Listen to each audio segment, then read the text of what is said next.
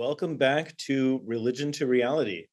We are glad to be with you, and we appreciate you taking your time out of your day to be here with us. Our goal today in this webinar, as always with the Religion to Reality series, is to inspire and inform you so that you might connect with those you serve and others who also serve in ministry. We hope that you come away today with some key insights that allow you to improve the effectiveness of your ministry by relying on the data rather than hunches. In particular, we're hoping to support you in building your ministry and helping those you serve lead an integrated life by decompartmentalizing their spiritual journey. In fact, that's why we call this Religion to Reality. Through all of the webinars in this series, we're going to be interactively discussing what it means to live an integrated life, where we're not just obligated to go to church on Sundays, but we actually live our faith in each part of our life, internally and externally. This is what transforms religion from a responsibility or a social club into reality every part of our lives. And we'll get into this more in a little bit. But in the meantime, I'd like to have you all answer a poll. So Nick, could you please pull up the first poll here?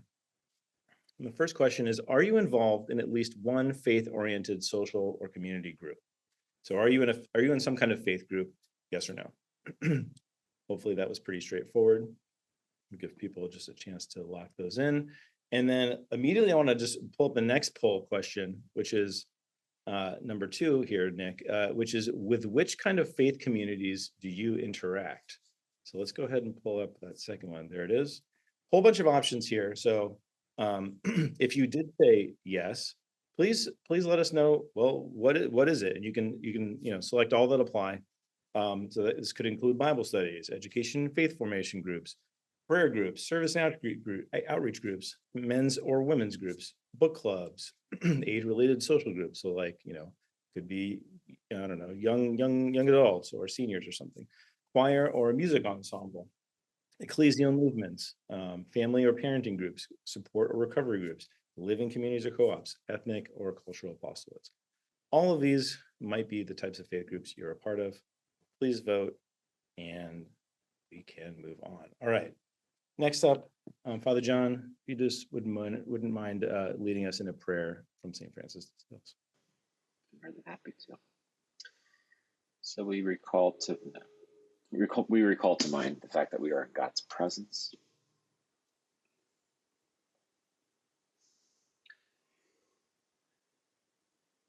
And we pray in the name of the Father, and the Son, and the Holy Spirit. Amen. Do not look forward in fear to the changes and chances of this life. Rather, look to them with full confidence that as they arise, God, to whom you belong, will in his love enable you to profit by them. He has guided you thus far in life, and he will lead you safely through all trials. When you cannot stand it, God will carry you in his arms. Do not fear what may happen tomorrow. The same everlasting Father who cares for you today will take care of you then and every day. He will either shield you from suffering, or he will give you unfailing strength to bear it. Be at peace, then, and put aside all anxious thoughts and imaginations. And we ask this all through Christ our Lord. Amen. In the name of the Father, and the Son, and the Holy Spirit. Amen. Thank you, Father John. Okay. Today, we are talking about community, connection, growth, and renewal. This webinar is, like I said, a part of a series of webinars, number 5 actually, in our series called Religion to Reality. During these webinars, the chat is disabled, but you can ask questions using the Q&A button at the bottom of the Zoom interface. If you do that, generally we'll answer questions toward the end, but if it seems like a pressing question, it's more appropriate to answer kind of in the moment, then we'll do that too. So please fire away anytime you have questions. The agenda for today is I'll go ahead and introduce our speakers. We'll talk about some initial findings on community that we did from the study that I'll talk about in just a second. Then we'll talk about some new findings that have never been released before. We'll do a Q&A, like I said. I'll point to some coming attractions. And then there's an appendix that we will not go into today, but this deck and the recording will be made available afterwards for you to watch and to download. And so you'll be able to see even more data on community there. So without further ado, let's talk to our speakers. Scott Weeman is the founder of Catholic in Recovery, a community of individuals and families seeking freedom from various addictions, compulsions, and unhealthy attachments by integrating 12-step recovery with the Catholic faith.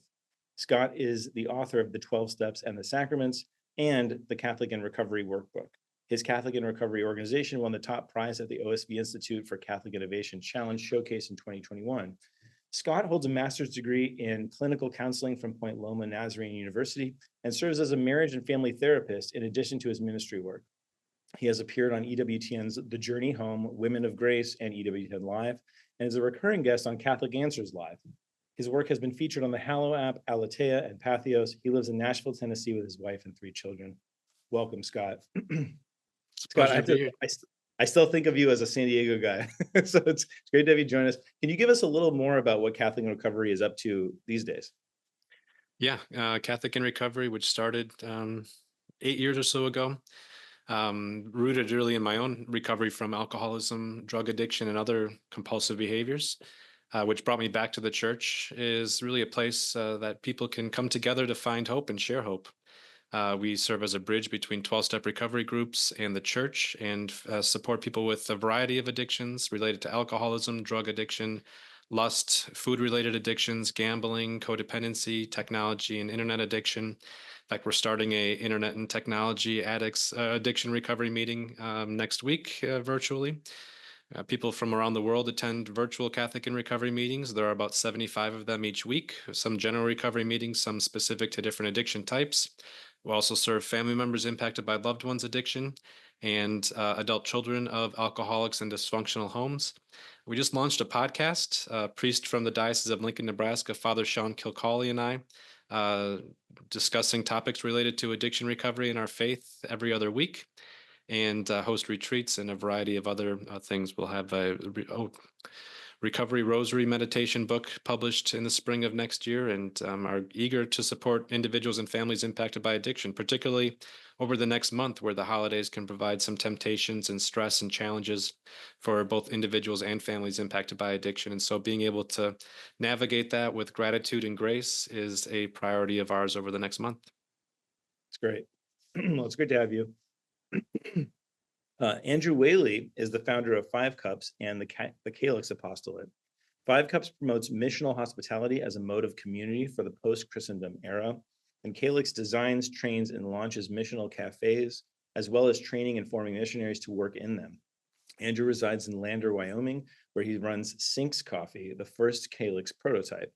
While he's not pulling shots, streaming milk, and figuring out how to save the world 1 cup at a time, he enjoys driving around in circles, listening to audiobooks, drinking red wine, cooking things that used to have a face, and buying books that stare at him while he doesn't have time to read them. So, Andrew, welcome to the webinar, and thanks for being here.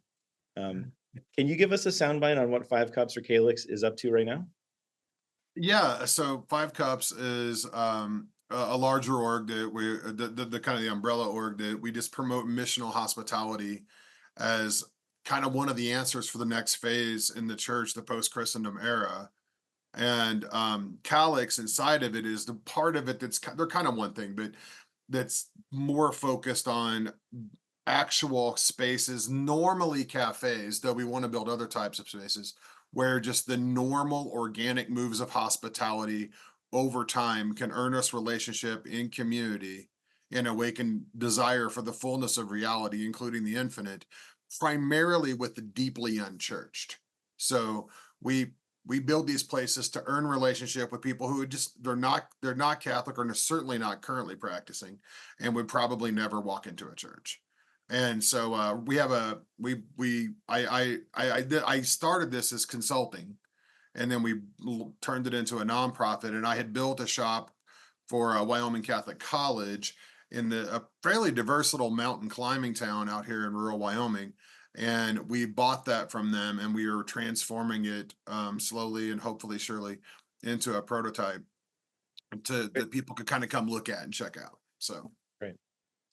I won't bore you with me and Father John's bios. We are the hosts. Father John is a high school instructor of theology in San Francisco, as well as a director of curriculum for Sunday to Sunday productions. and I am the Director of Product and Innovation at DeSales Media. If you want the whole thing, you can take a look at the first webinar in the series over at religiontoreality.org, where we talk about ourselves longer. But today we don't have time because I want to get straight into it. So let's talk about the initial findings. When I talk about findings, what we're talking about is a study that we conducted on mass attending Catholics around the US, all over the US. And we wanted to know about their spiritual journeys and what their unmet needs are. And so we asked about a whole bunch of different topics. We got a lot of responses back, over 3,100 responses. So these are highly, statistically significant findings. And today we're going to talk specifically about what we found when it comes to community. So here we go. First off, oh, and by the way, I guess I should also do, whoops, oh no. I should just do one thing, which is to change my pointer into a laser pointer so that you guys can follow me. I'm going to be showing kind of more data than maybe I'll even go into, and certainly more than a typical slide would have, just so that you see the actual data. This is what you would download when you get the deck. So I'll just guide you around with this pen here. So what this is showing here is just that of the population of mass attending Catholics that we surveyed, more than 3/4 are involved in a group, and most often faith related. So 63% here are involved in a faith related group. That's really all I just want to say here. Now, when we're talking about those not involved in this particular type of faith group, so we've got these different types listed here, which you guys just answered yourselves. So the question is, how much interest do you have in these things? For people who are not already involved in that type of group. And Bible study was among what was certainly generated the most interest, followed by education and faith formation groups, followed by prayer groups and so forth. And you can see down here, the strongest disinterest of any was support groups. So that's kind of interesting, right, Scott? I think we'll get into that in a minute. As well, followed by choir and music ensembles. That might just be kind of a talent sort of thing, and so forth. So Nick, could we pull up the results of the first poll, please? So we just can kind of compare it to the folks here. So compared to, it looks like we have 57% of people are involved in at least some kind of faith-oriented social or community group. So this is just a little bit under what we found from the sample that we were talking about today, compared to 63% with these respondents. And then let's pull up the answers to poll 2 and just compare here as well. So so again, the study results are about what people are interested in. Here we're talking about what people are already doing. It looks like the most common are book club and education and faith formation faith groups, followed by service and outreach and Bible studies for the people on the call. So very cool. It's good to see you guys are interested and involved in community. Next, we found that with the exception of Bible studies, most common faith communities meet in person. So you can see all these red bars are in person only. The green bar is online only, and the blue bars are both. I should point out that the study was conducted during 2021. So this is certainly post-COVID, but maybe there may be a little bit higher online presence than maybe there would be today when we're even further from it. But online interactions certainly weren't, and I think still are not unusual, though in person is certainly preferred. And by the way, before we go on, let's pull up that third poll question that we came up with, where we asked Nick, what are the best features of your faith group gatherings? And so this is something that you can just take a moment to pop a few words in there. It says long answer. It does not need to be a long answer. But I am curious, what are you looking forward to most when it comes to the community that you belong to when it comes to faith groups? If you don't belong to a faith group, feel free to put in what you look for in other communities to which you do belong when you are kind of in community with them. We'll just give it another minute for people to finish with that. In fact, while you're finishing, I'm gonna go on and talk about what the respondents felt like they were getting out of community. So I know that we're focused on faith today, but I do think it's interesting. So when it comes to faith, what people want, what people look for and find is the best thing about it is, of course, community, discussion and sharing, learning, prayer. Those were some of the most common things that we heard. But notice in every other type of group, community group that people are part of, it's community always comes up nearly always at the top. And here, if we look even into further areas, health and support, ethnic, cultural, it's always about some kind of communal sort of aspects in almost in every case. So now that we kind of see what we saw from our nationwide poll, let's take a look at today's poll and just see how our answers compare. So let's take a look at the third poll here. Nick, are you able to pull? There we go. Thank you. Oh, well, cool. I'm so glad so many people answered. I guess we're not. Is that the case that we're not able to see the individual responses at this time? Maybe we're not. Okay. Well, it's a mystery. Sorry about that. I didn't realize. I didn't realize I needed to ask quantitative questions here. The final one is when we ask about making faith connections with others, we asked, are you interested in connecting with others locally at a diocesan level, regionally, nationally, or internationally?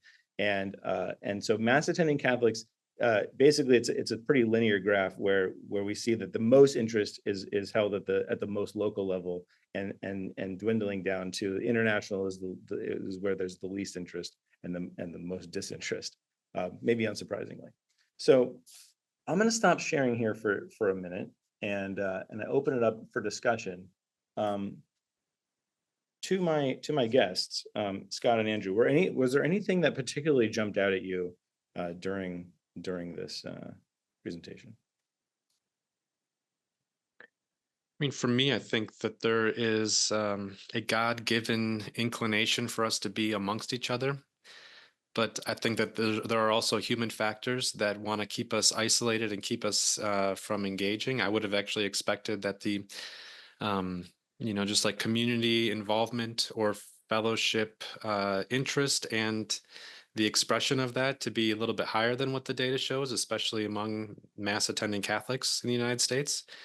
So I think that speaks to just tendencies of isolation and solitude. Those probably two similar words that can have some different connotations. But I would have expected, a little bit higher rates of interest and activity in community. Yeah, I think I'll echo what he said, that the community is just a primordial drive for us. And in our work, hospitality is the thing that drives community, this welcoming in. And what I would be interested in knowing would be what would be the interest in community that is more missional, in the sense of, like, is there interest in the people that are trying to live their faith to live in a way, or are they actively living in a way that is a community-based environment or a community-based event or a space where they can be around people that aren't mass attending Catholics and have relationship with them for the sake of bringing them to Christ. That's the thing, because that's what I do. So that's what hits me, Yeah. Well, yeah, that's a really good point. It's one thing, Scott, I was surprised too that there wasn't more participation in faith groups in general, and not a ton of interest. I mean, less interest than I would have guessed, I guess, when it comes to the different faith groups that typically are on offer. But it's one thing for mass attending Catholics not to be attending themselves in these groups, but that also means that they're not leading them. I mean, you gotta be going to be leading them. And I think that's kind of where the two your two kind of groups meet in terms of Scott, what you do, and Andrew, what you do. Who is it going to be that's going to be running these spaces that invite people into just a coffee or whatever some conversation, whatever it might be. When we think about the reason that we did this study, trying to understand what are the unmet needs of, particularly of intentional disciples, what we really want to know about. Well, I mean, clearly community is one of the unmet needs, but I think being able to invite people in and kind of live their apostolate, let's say, is maybe another unmet need that we're not seeing here. Yeah, I just want Yeah, to I chime think. in too. um, I'm sorry. Go ahead, Father. You go, Scott. You go. No, I insist. Okay. I just was just been thinking about like how like it's impossible for us to break away from community in some way, right? I mean, like we're intrinsically communal people. We can't do anything outside of community. I mean, even if we want to think that we're so autonomous, I mean, if the minute we go to the grocery store, it shows that we are part of a community that's helping us to actually just function. I guess the thing that I've been thinking about in the context of maybe this survey and just the work that both of you are involved in, I think that we have a very strong proclivity today to have community on our terms or on our conditions. And I think that's kind of the thing that maybe is an interesting thing for us to maybe discuss or to try to even wrestle with, because it's not like it's very rare that we're in just places where we have to kind of somehow get along with the people that are in the midst because we did not choose this.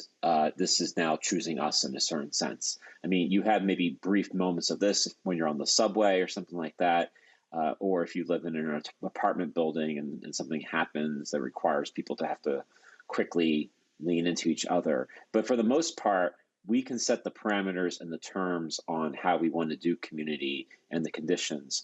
And I guess that's something that I was thinking about in the context of even mass going Catholics, that's the same type of situation that we find ourselves in. It's like I will like community and I want community, but it has to really be on my terms. And in lots of ways, that's antithetical to the sense of community, because the purpose of others is to really almost push and challenge you and to kind of move you to explore things about yourself that you probably didn't even know were there. So I don't know if that's really a question. It's more of just a comment. Yeah. I can relate. I can relate personally, and I can relate with the people who we serve. Whereas community seems to be kind of like the last ditch effort. We try to find healing in our case from addictions on our own, and there's kind of stages to that. It's just kind of maybe it's personal reading or self-discovery and watching YouTube videos or wherever it might be. And then it might be going to see a therapist or a priest one-on-one. But how can I, there's almost this spirit of how can I find healing with connecting with as few people as possible? And the kind of the last house on the block seems to be a fellowship group or others, because in our situation and in my personal experience as well, there's a lot of shame involved, and so that shame wants to keep us isolated. It keeps us, certainly magnifies fear, and we're ashamed to either need community, need the support of others, and also to be known, which is an inherent human need. But knowing and being vulnerable is a natural part of being part of community. And until you experience it as a great need, it's not that surprising to see recovery and support groups as the small, the least interested group that people are part of. Do you But think there that is a that's a blessing function of too to once you experience that beauty, to keep coming back and then sharing it with others. Yeah. Do you think that you would explain that through just the fact that there is that kind of shame or embarrassment that people have, when it comes to that? Yeah, It's I think not that, yeah, it's natural not human so factors. few that need it, but so few that kind of admit that that's the solution, I guess. Exactly. Yeah. And I think that what you're doing with the recovery groups is really amazing, because in this modern, I read that book, I guess Dopamine Nation, and and she points out that in a modern world where addiction is the normal mode of engagement with reality, that you pick up your phone, all these things were designed to addict you. And this is in 2021, so we're all just saturated digitally when these numbers were done, right? That in that context, in this new and emerging modern context, that the people who have done the hard work to go through the 12 steps and figure out how to handle addiction, that we used to look down on them a little bit, they're the prophets now. They're the ones that can teach us how to live in this modern world in a way. Now then the question is, does that get embargoed and kind of like contained inside these groups of like people, either because they're in recovery or because they're mass attending Catholics? Or are we as a church trying to form some kind of community interface where someone like you or someone who has done the hard work in your groups can build a relationship with someone who's in no way ready to talk about that but is feeling that shame, and can they feel received, and can they feel welcomed and at home, and a sense of belonging in a way that would alleviate that shame enough to where they would sit there, they would look at you across the table and say, look, I'm struggling with X, Y, and Z. You know, that might take a long time, and I don't know that a formal group is the way that that's going to happen. Mhm. I think of the self checkout line as a really good analogy for all of this. Like there is just the convenience of not having to talk to anybody to check out my groceries and such, and just stay kind of within my own bubble is very tempting. There are benefits in saving time and not having to make those social interactions or the awkward, maybe social things.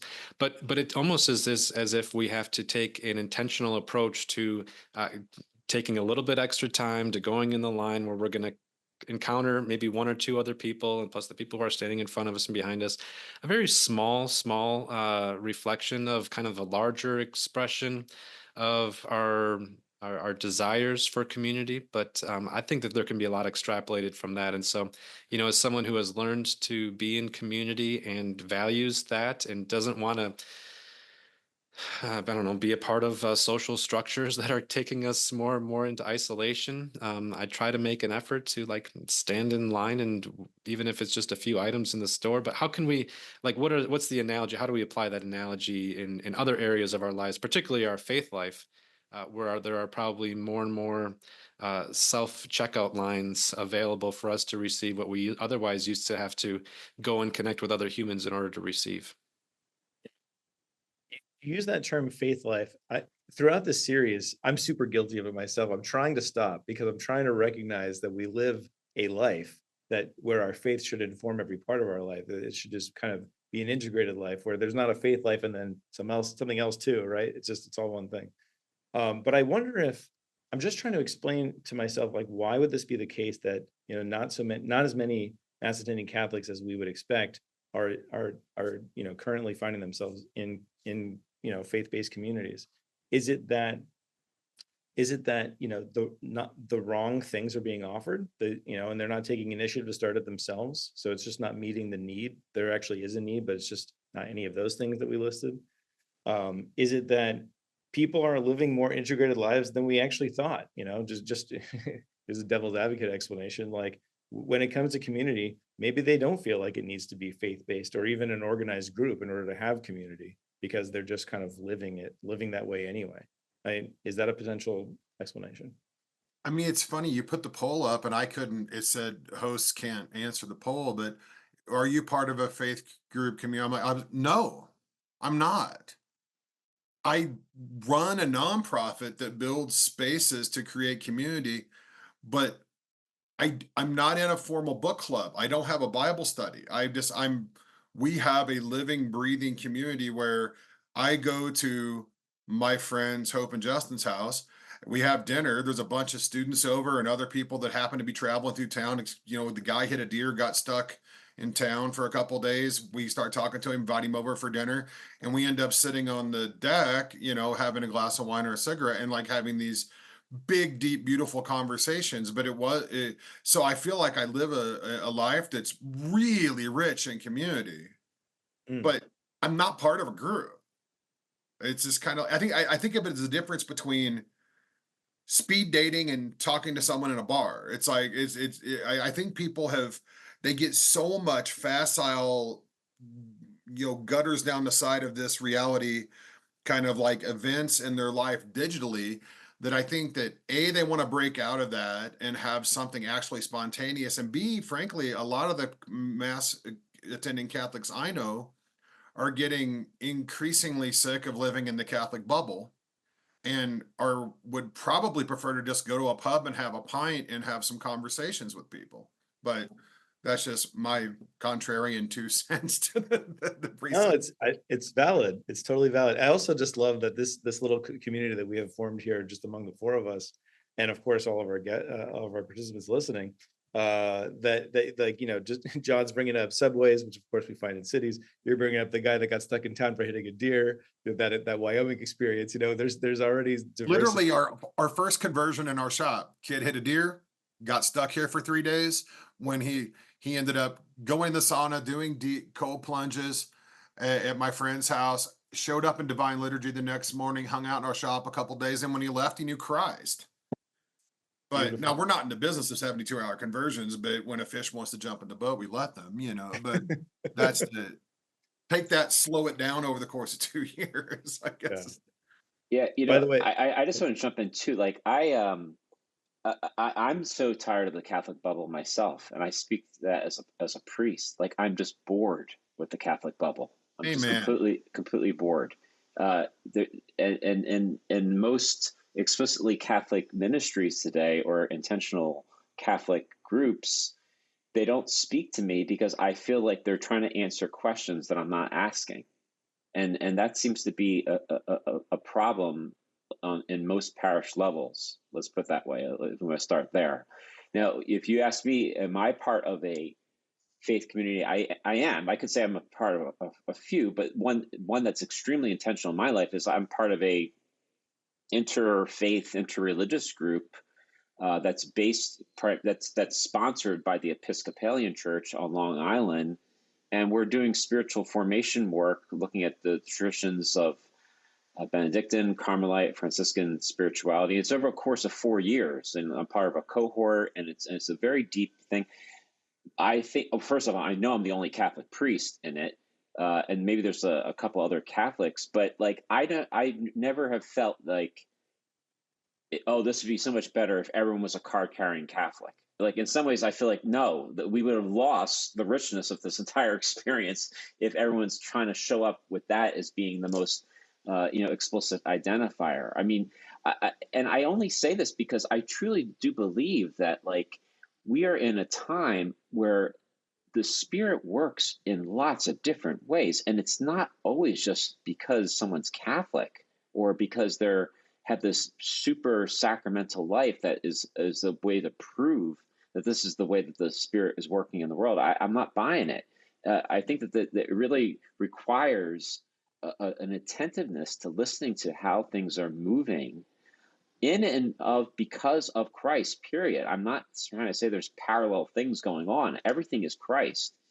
But like how rich or how receptive to the richness of how the Spirit is working outside of the intentional communities that seem to be trying to be set up within the Catholic space, because those intentional communities, they don't speak to me personally, and quite frankly, I don't know many people in my circles where that's speaking to. well, Nick, our producer here, was able to get me the list of what people wrote in for that third poll. So here's what at least our group here is looking for when they think about faith communities. Support, accountability, learning, wisdom, biblical advice, conversation, talking with others about where they are and what they are dealing with in their everyday life, community, support in their faith walk, healing, personal relationships, inspiration, faith formation and development, joy and support. This person says, my faith groups are fun and enlightening. We also support each other through trials and tragedy, honesty and prayerfulness. So a whole bunch of things. Of course, it's that human connection I think that people are looking for primarily. Great. I want to go back to the data and now talk about new findings that have not been released before. So we've gone back to the data. If you want to know more about this, again, our first webinar provides a pretty good overview of all that there is. I do want to talk about one aspect of the finding that's a little more complex. So here we're talking about segmentation. The question I was trying to answer was, what level of spiritual maturity do we have among respondents? And so when I re-engaged the data with Hans Platte of Vinea Research, he actually needed to hire a higher level statistician to be able to do this work because the algorithm required was pretty massive. But what we have here is on the y-axis the level of self-reported strength that respondents had in different areas of discipleship, and their self-reported need for growth in those same areas. And what the algorithm found was, so each one of these circles is a response, a person, represents a person's responses from the data. And we see that there's 5 segments, and these 5 segments essentially can be broken into five. So we have in the middle here, segment 1, the middling segment. So people who are okay in their discipleship and have a medium need for growth. Over here in segment 2, we've got probably what we really want to see, which is strong aspiring is what we're calling this. People who are strong in their discipleship, but still feel the need to improve. Over here in segment 3 is what we're calling strong complacent segment, where people are strong in their faith, but don't feel like they need to improve much. Down here in segment 4, again, like second smallest group, but something that we could really work with, the weak aspiring, where they don't feel so strong, but they recognize the high need for growth. And then finally, the place where you really don't want to be here, down in segment 5, with the weak complacent among us who don't feel like they're strong and they're fine with that. So I bring that, this is kind of just an overview of the segmentations, so that because I'm going to show you more data based on these segments, I just wanted you to kind of understand what these segments mean first. So what we found is that the stronger and middling segments are more likely to be, stronger and middling segments are more likely to be involved in faith groups. Slightly more of the weak segments are not involved in any group. So there is a correlation between kind of strength, self-reported strength in discipleship and involvement in some kind of faith group. We also found that the weak aspiring, so this is the kind of light pink or red color here, are less likely to be interested in groups in general, and all of them cite time as a barrier. So these are kind of the reasons why they're not involved in groups. There's not a true trend across the board, other than the weak aspiring are less likely to be interested in groups.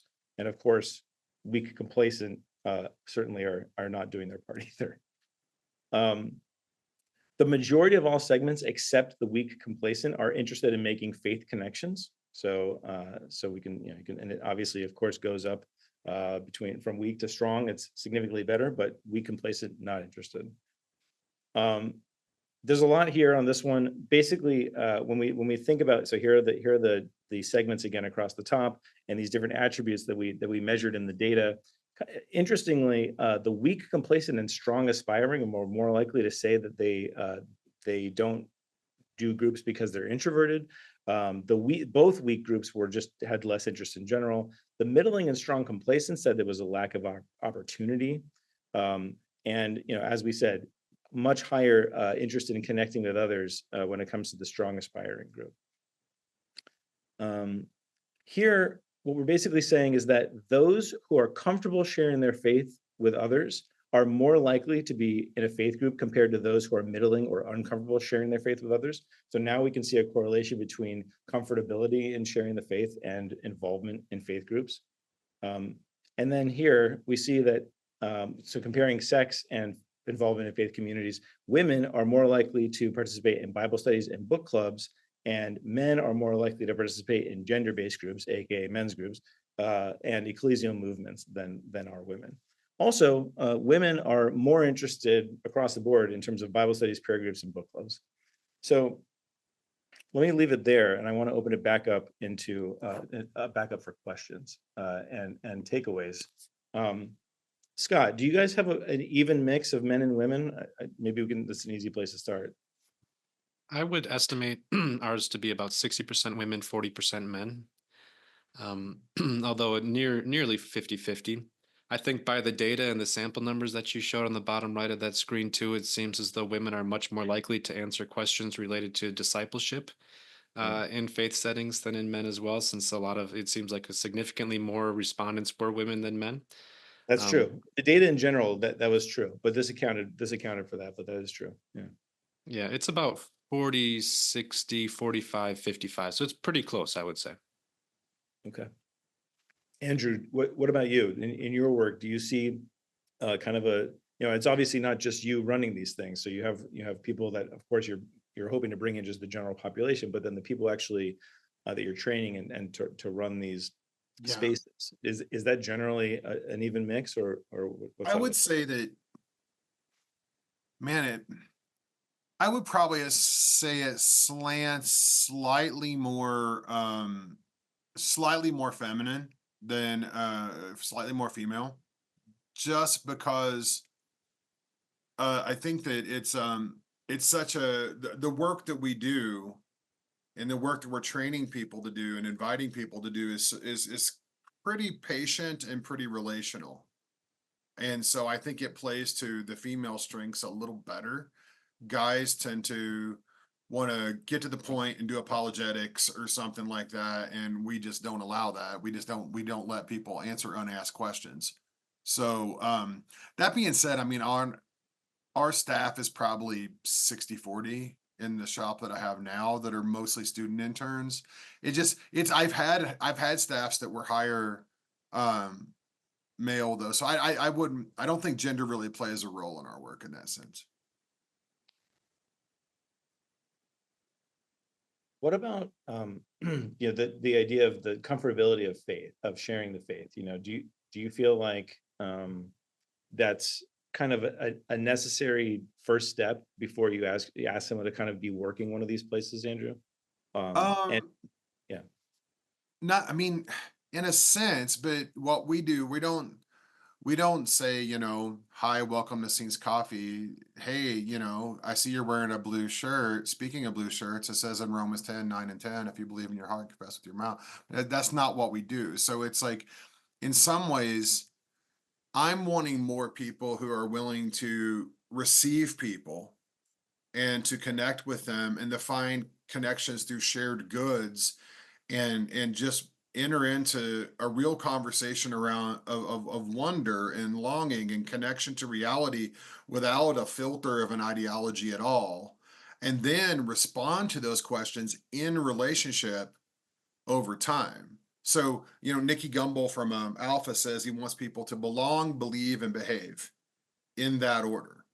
And I kind of think in the Catholic Church, we go the opposite direction. We start with behavior modification, and then we never really get around to this is what all this data is about. We never get around to creating something that somebody really wants to belong to, other than just going to mass on Sunday. And so, what we're trying to do is create a space where people can go, this is my place and these are my people. I belong, when they don't believe and they don't behave. And then in that context, we earn those questions. So I'm not really looking for people that can kind of hit people with faith sharing. I'm looking for people who can receive people in a way that will awaken them and awaken their desire for reality, so that they can then earn those questions and then respond. And I find it's super easy to respond, to go, hey, you're Catholic. You're going to, why do you do that? Well, that's a different question than, hey, could I talk to you about my faith? Those are ones, the latter is arbitrary and strange. The other one's just normal interpersonal kind of conversation. Sorry, that Right. was long. But Mhm. Scott, what are the people who run the chapters of Catholic in Recovery like? I mean, I'm sure they all they're each their own person. They're going to be different. But are there any commonalities between the people that tend to run these things? I mean, really, the greatest commonality is that they found freedom from an addiction, compulsion, or unhealthy attachment. There's a beautiful thing about recovery fellowships where it's not someone getting up in front of the class and teaching from a curriculum, but the curriculum is our shared experience, strength, and hope. And so there is a requirement that one has at least experienced the darkness of active addiction or the family spiritual disease of addiction, has overcome that, and is looking to form some kind of a group to bring people together who are still seeking it or who have found it and wanting to integrate their Catholic faith into that process. And so, most are not on staff at a parish. Most are, for some, it's a challenge to bring up the question to their pastor or a parish leader about, hey, we're looking at doing this in our group or in our parish or in our community. Um, some are pastors themselves. Addiction does not discriminate by any means, nor does the solution, which is a great blessing. But the greatest commonality is that they've experienced the darkness of addiction, have found a solution, and have an interest in sharing it with others. And that's kind of the, their cup has been filled and is overflowing, and they want to share that with the world. But I think, what Andrew's speaking to is at the essence of his mission is very similar to ours, whereas, like really, and similar to the mission of Jesus is provide a solution for real human needs, whether it be food or shelter or hospitality, a sense of belonging. It's that's what drives people to seek out change and like new life. It's not oftentimes yeah. Alan Deutschman, author, writes a book called Change or Die, where he notes that most of our societal attempts at getting people to make changes, well, first recognizing great inherent like denial. We have a tendency to want to be isolated, not actually accept that we need help or need others. But we tend to lead with facts and fear as a means to change behavior among people, and I see this prevalent within the church. And that's did you know that if you keep going down this route, you're going to end up here? It happens with in recovery or people struggling with addiction a lot too, but rather presents a threefold means of change, which is relate, repeat, and reframe. We can relate to someone's experience, someone who in recovery who's been in a similar place that we are. And through that, we can repeat new behaviors, adapt new tools to dealing with life. And that allows us to then reframe our view of the world in a way that is, almost inspires change within ourselves. But we need to respect the process of like serving people's inherent human needs first, and the rest will follow. Amen. I'd love to jump in behind that. I think that one of the deepest human needs that we experience, and I think that 12-step programs knock this out of the park, is to just know that to welcome someone, receive someone. It's like there's a Christian psychologist, Kurt Thompson, and he talks about how little babies, when they're born, they're like, you watch their eyes, they're scanning, right? And what they're looking for is and it's literally finishing the optic nerves connection to the eye and stuff. This is what finishes the eye, right? They're looking for someone who's looking for them. So, and he says, and we never outgrow that. So if someone walks through the door of our shop, I tell the people I'm working with all the time, yes, I want the coffee made well. Yes, I want the food. I want the place clean. I want the service fast. 90% of your job, if someone comes to the door, I don't care if they're a dude in a dress with a beard. I don't care if he's got a check in his hand or a gun in his hand. When they walk through the door, everything inside you has to go, oh, there you are.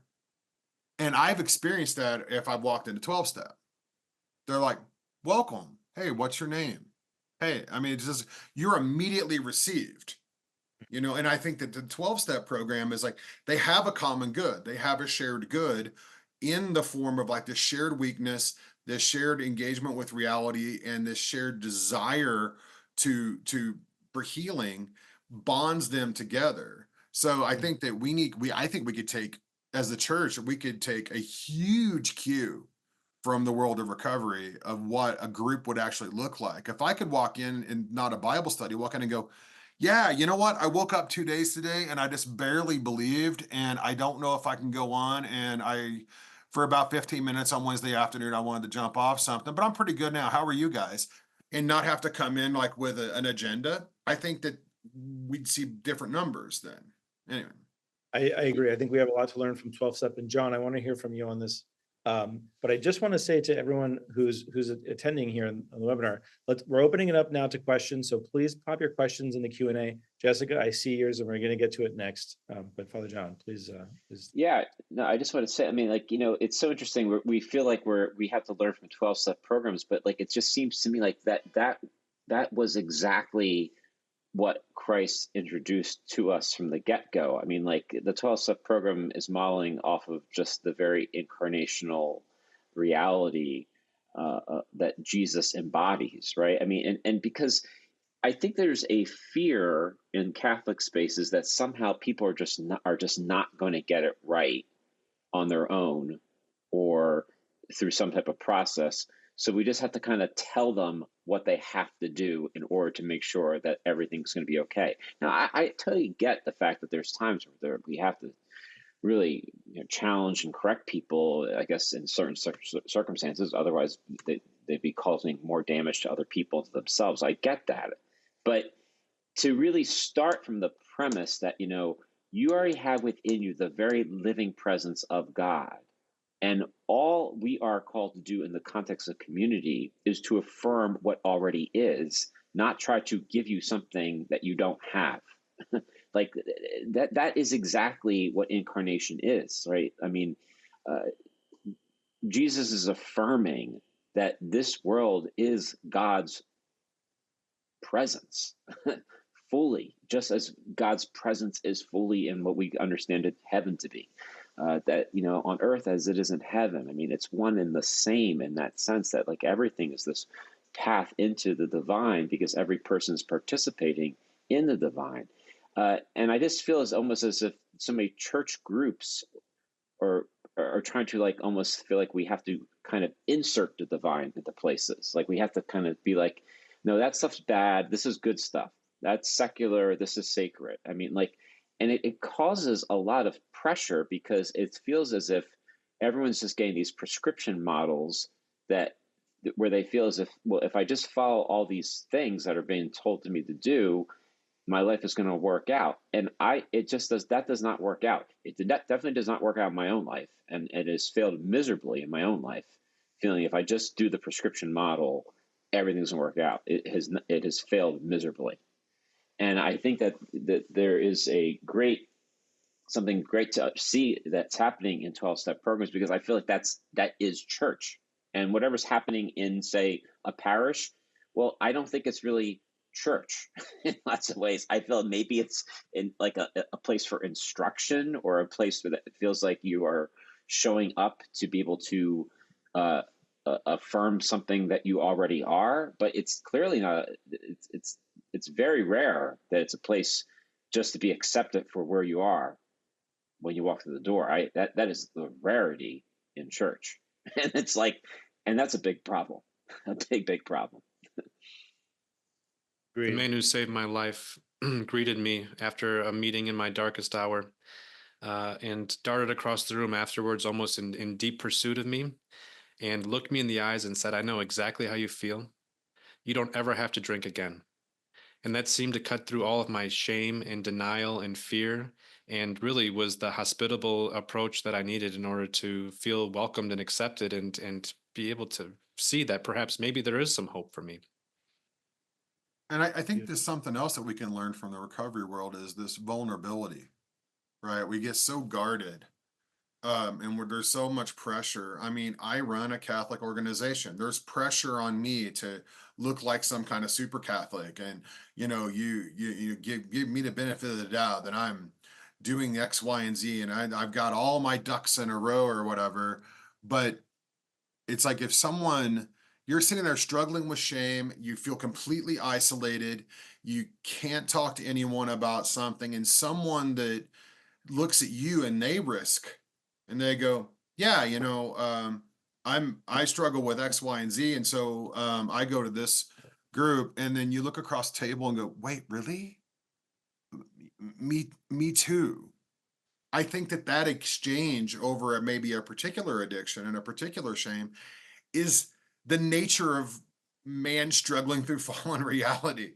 Just there is no us and there is no them. We're all in the same boat because reality is one thing. So if we would just be, now I get it, you got to be wise. I mean, I'm not going to go on a webinar and just announce everything I'm struggling with, but at the same time, that's the problem with digital community, recorded eternal digital community. Over a cup of coffee, I might be more vulnerable. I might, Right. I think but that vulnerability is one of the key drivers of the magic of recovery groups. Right. We've approached trust through statistical significance in this case, rather than the lack of recording and all that. We've been circling around her question, but Jessica Brown in Montana says, this topic reminds me of the quote said last week at NCYC, which I think is the National Conference for National Catholic Youth Conference. Our faith is personal, but not private. Our culture has told us it is personal and private. How do we encourage people to be not private about it, about our faith?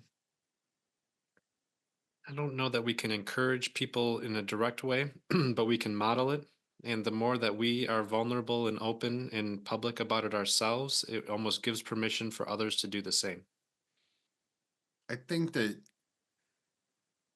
faith sharing, I mean, this is like literally on my website. This is like this pillar number 2 or something of our work, is that the normal context, you said, the sacraments are the ordinary means of grace. So the ordinary means, the ordinary context for evangelization, discipleship, any kind of faith sharing is being in relationship, in community with that person. So I think that encouraging people to share their faith in a way that's just going to turn them into walking around Whole Foods and randomly talking to people in the produce section is probably not where we want to go. The question is, like, do you have people, if you are an intentional disciple, you're a mass going, Bible reading, group joining Catholic, do you have anyone in your life on the regular, that a deep relationship over time, that has no idea what the letters E, W, T, and N mean in sequence? If you don't, there's problem number 1. Okay, that is relationship in access. And so I think that, anyway, I want to move the problem back one step and say, there's no reason to talk about your faith if everyone you're hanging out with is Catholic all the time. Yeah. And I think you're also getting at that integrated life that we've been kind of pushing towards throughout this series. I only have one song. It doesn't seem like there's any other questions. So if there's not, then I'm going to jump back into the deck. But I guess maybe before I do, should I just open it up? Final comments from the room. Okay. Go ahead, Scott. I'm just reminded that this is we're talking about discipleship, and disciples, the best way to know of a disciple is someone who makes disciples. And it's hard to disciple people who are already considering themselves disciples. And so I want to encourage people to go out under the fringes, go out onto the margins, and find people. I was told to me that the person who are most qualified to help is the person who we used to be. And so that's going to be different for all of us. But I would encourage participants and those watching afterwards to go out in the margins and find people who are in a position that you used to be in, and share with them what it was like, what happened, and what it's like now. Try not to use too much jargon and church language. And I think that will prove to be very fruitful. Words to live by, Scott. Thank you. So I mentioned to you guys that this was the 5th in a series of 6 webinars. So here's what we have left. There's only one more, like I said, generational differences in discipleship, where we're going to be talking about what we learned across, basically by breaking down the data by age, reported age from the respondents. So that is, like I said, our last one's on Monday, December 9th. But I do want to announce right now that following this webinar series is going to be a podcast of the same name called Religion to Reality. It's going to come out sometime, hopefully on the early side of next year. So definitely stay tuned to it. If you are not in touch with us already, because I thought this was a good time to mention it, because the whole point of the podcast is that we don't want this community of people who care about this stuff to end. We want this to be an ongoing thing. And we want to invite you in to continue to listen, to hopefully continue to contribute. And so if you're not already on it, please head to where everything that you can imagine about religion to reality is found, religiontoreality.org. Like I said before, the slides from today and also the recording will be there within a couple of days. And that includes also some other data that we didn't get to in the appendix. That's all going to be there. So religiontoreality.org. And finally, we would love your feedback. There's going to be one more final survey when the webinar ends about the webinar. You can give us your meta feedback about your experience today. It really helps us to make sure that this continues to be good for you. So we really appreciate you all coming today. Thank you, Scott. Thank you, Andrew, and God bless.